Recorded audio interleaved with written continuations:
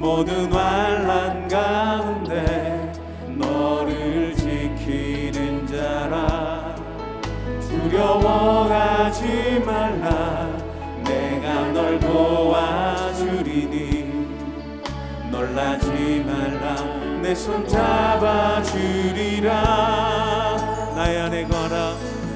나의 안에 거하라. 나는 내 하나님이니 모든 환난 가운데 너를 지키는 자라. 두려워하지 말라. 내가 널 도와주리니 놀라지 말라. 내 손 잡아주리라. 내가 너를 지명하여 불렀나니 너는 내 것이라. 내 것이라. 너의 하나님이라. 내가 너를 몸에 안고 존귀하게 여기노라. 너를 사랑하는 내 여호와라.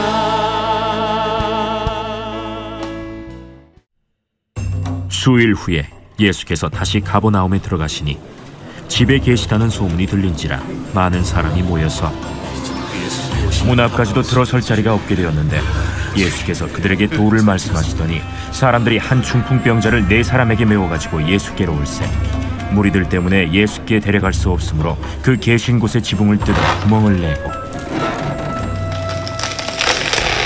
중풍병자가 누운 상을 달아내리니 예수께서 그들의 믿음을 보시고 중풍병자에게 이르시되 작은 자야, 내 죄사함을 받았느니라. 어떤 서기관들이 거기 앉아서 마음에 생각하기를 이 사람이 어찌 이렇게 말하는가? 신성 모독이로다. 오직 하나님 한 분 외에는 누가 능히 죄를 사하겠느냐? 그들이 속으로 이렇게 생각하는 줄을 예수께서 곧 중심에 아시고 어찌하여 이것을 마음에 생각하느냐? 중풍병자에게 네 죄사함을 받았느니라 하는 말과 일어나 네 상을 가지고 걸어가라 하는 말 중에서 어느 것이 쉽겠느냐? 그러나 인자가 땅에서 죄를 사하는 권세가 있는 줄을 너희로 알게 하려 하노라.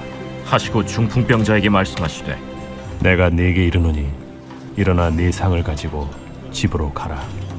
그가 일어나 곧 상을 가지고 모든 사람 앞에서 나가거늘 그들이 다 놀라 하나님께 영광을 돌리며 우리가 이런 일을 도무지 보지 못하였다.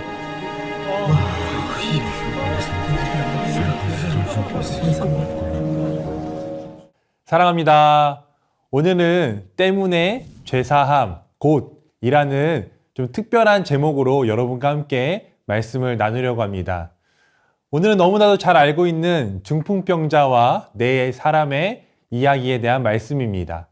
잘 아시겠지만 배경을 잠시 말씀드리자면 예수님께서 가버나움에 들어가 집에 계시다는 소문을 듣고 많은 사람들이 예수님을 보기 위해 모였습니다.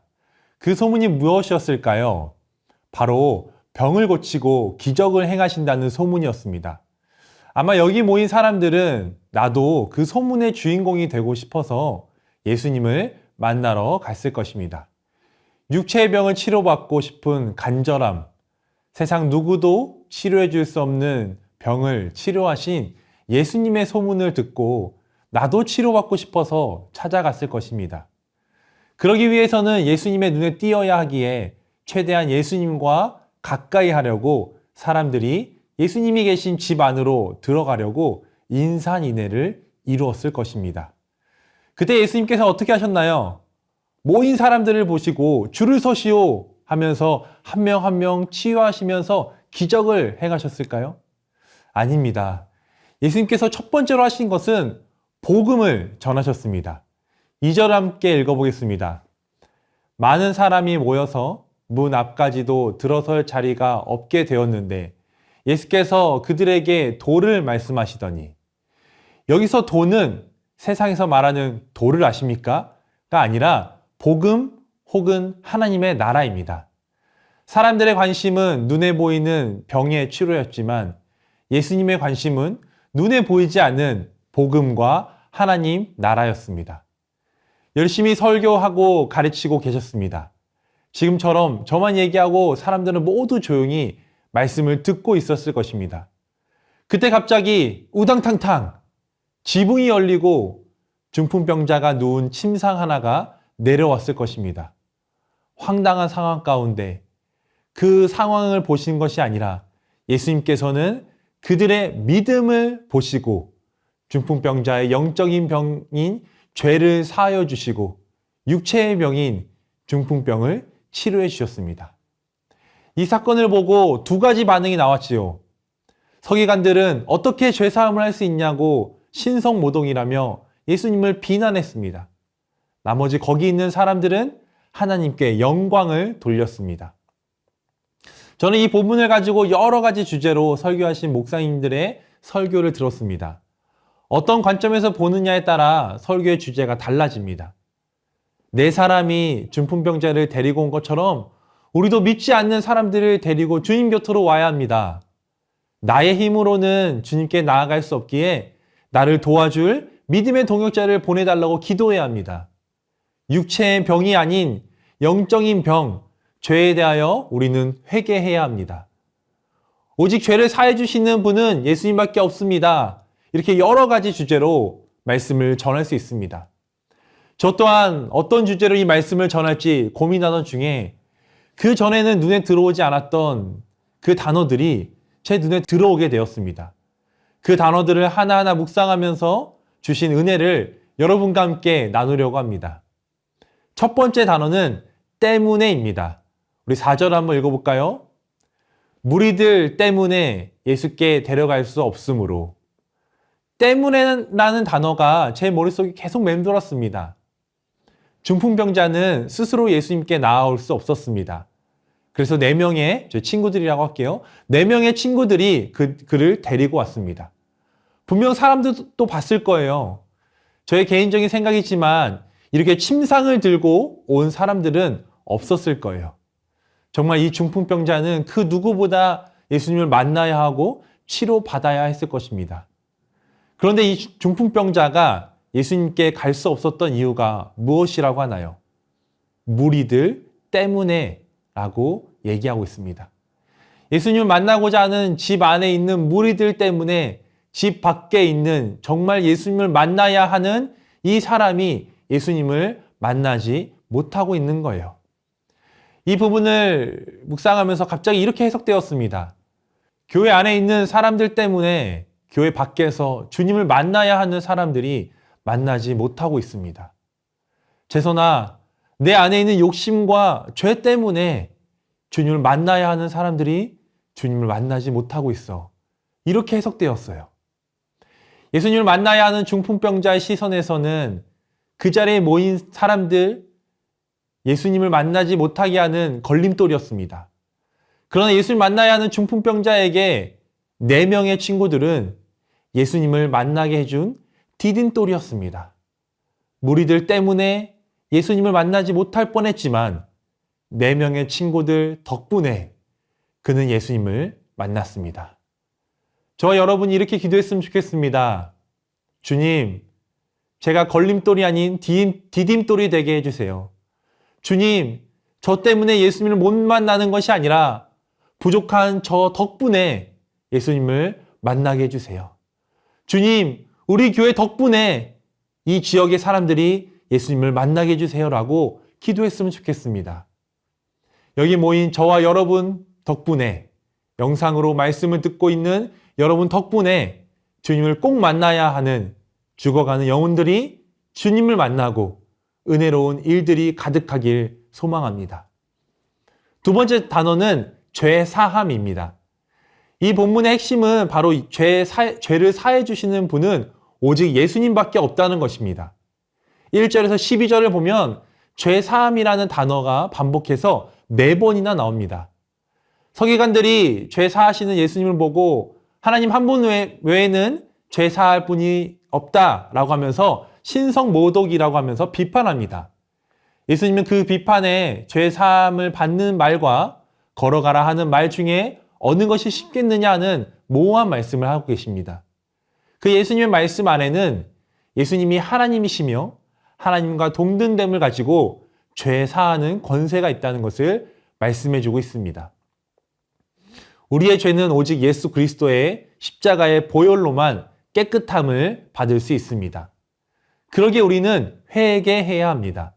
예수님께 회개해야 합니다. 사람에게도 아니고 행동으로도 아니고 돈으로도 아니고 오직 예수님께 우리의 죄를 자백할 때에 깨끗함을 얻게 되는 것입니다. 요한일서 1장 9절을 한번 읽어볼까요? 만일 우리가 우리 죄를 자백하면 그는 미쁘시고 의로우사 우리 죄를 사하시며 우리를 모든 불의에서 깨끗하게 하실 것이요. 우리는 죄를 지을 수 있습니다. 그러나 지울 수는 없습니다. 다시 한번 말씀드릴게요. 저와 여러분은 죄를 지을 수 있습니다. 그러나 그 죄를 지울 수는 없습니다. 제가 코스타라는 단체에서 섬겼는데요. 작년에 그 유스코스타라는 곳에 가서 유스코스타는 아이들이 한 300명 정도 모여서 함께 이제 집회를 하는데요. 그 등록을 할 때 기도 제목을 적는 란이 있습니다. 그 아이들의 기도 제목을 보고 같이 기도하고 싶어서 기도 제목을 하나하나 보고 있었습니다. 그런데 그 기도 제목 가운데 단 한 명도 회개 기도는 없습니다. 이거 주세요, 저거 주세요, 대학 가게 해주세요, 공부 잘하게 해주세요. 다 구하는 기도만 있었지 회개 기도는 없었습니다. 우리 안에 더러운 것이 있으면, 우리 안에 다른 것들로 가득 차 있으면 아무리 깨끗한 것이 들어와도 더러워집니다. 다른 것들로 가득 차 있으면 하나님께서 들어올 공간이 없다는 거예요. 분명 우리 안에 반복해서 짓고 있는 죄악들이 있습니다. 또는 모르고 짓는 죄들도 있습니다. 여러 가지 죄악들이 있는데요. 구하는 기도만 하는 것이 아니라 회개 기도함으로 깨끗해지는, 그 죄를 은폐하려고 하는 것이 아니라 그 죄를 은혜로우신 하나님께 가져 나와 회개함으로 깨끗함 받는 여러분 되길 소망합니다. 마지막 세 번째 단어는 곧이라는 단어입니다. 11절을 보면 내가 내게 이르노니 일어나 내 상을 가지고 집으로 가라 하시니, 12절에 그가 일어나 곧 상을 가지고 모든 사람 앞으로 나가거늘. 이 세상에 어떤 유능한 의사도 병을 즉시 치료할 수 없습니다. 이 세상에 어떤 약도 그 약을 먹는 즉시 바로 낫는 약은 없습니다. 그러나 예수님께서 마음 먹고 치료하시면요, 곧 즉시 바로 낫게 됩니다. 베데스다 연못 38년 된 병자 아십니까? 그 38년 된 병자도 곧 치료되는 은혜를 경험했습니다. 요한복음 5장 8절, 예수께서 이르시되 일어나 내 자리를 들고 걸어가라 하시니, 9절에 그 사람이 곧 나아서 자리를 들고 걸어가니라. 오늘 말씀 바로 앞장 1장에서도 나병 환자를 고치실 때도 동일합니다. 1장 41절을 보면 내가 원하노니 깨끗함을 받으라 하시니, 42절에 곧 나병이 그 사람에게서 떠나고 깨끗하여진지라. 저는 간절히 소망합니다. 여러분이 낫고자 하는 육체의 병이나 영적인 병이나 모두 예수님께서 곧 깨끗하게 해주시길 소망합니다. 예수님께서 오늘 중풍병자를 고치실 때도, 또 38년 된 병자를 고치실 때도, 1장의 나병 환자병을 고치실 때도 동일하게 사용하신 치료의 방법이 있습니다. 그것은 바로 말씀으로 치유하셨습니다. 이 말씀으로 하나님께서 치료해 주셨습니다. 사랑하는 성도 여러분, 말씀을 붙잡으십시오. 기도와 간구함으로 함께 말씀으로 치유받는 은혜를 경험하길 소망합니다. 세상의 방법에 하나님의 은혜를 섞으려 하는 것이 아니라 하나님의 방법, 이 전적으로 하나님의 말씀을 붙들고 나아가는 여러분 되길 소망합니다. 그럴 때에 곧 일어나 나아가는 그런 은혜를 누리는 여러분이 되길 소망합니다. 사랑하는 더 사랑의 교회 성도 여러분, 오늘 본문에 우리 교회 비전이 들어있다는 것을 발견하셨습니까? 예수님께서는 사람들이 모여 있을 때 복음을 가르쳤습니다. 그리고 중풍병자의 육체의 병뿐만 아니라 영적인 죄의 병을 치료해 주셨습니다. 마지막으로 모든 사람들이 집을 나오며 놀라 하나님께 영광을 돌리고 우리가 그동안 이런 일을 보지 못했다며 전파했습니다. 가르치고 치유하고 전파하는 우리 교회 주신 사명을 저와 여러분이 붙들고 나아갈 때 저와 여러분 덕분에 우리 교회 덕분에 교회 밖에 서성이고 주님을 꼭 만나야 하는 자들이 주님을 만나 죄 사함을 받고 즉시 곧 구원에 이르는 놀라운 기적의 일들이 가득하길 소망합니다. 말씀을 기억하며 함께 기도하겠습니다. 교회 밖에 주님을 꼭 만나야 하는 사람들에게 눈을 돌리게 하시고 그들이 우리 덕분에 우리 교회 덕분에 예수님을 만나길 소망합니다. 우리 안에 있는 죄악을 주님께 고백하여 미쁘시고 의로우신 주님이 십자가의 보혈로 깨끗함을 받길 소망합니다. 육체의 질병과 영적인 질병으로 고통받고 있는 자들이 주님의 말씀으로 곧 즉시 치유받는 은혜를 경험하길 소망합니다.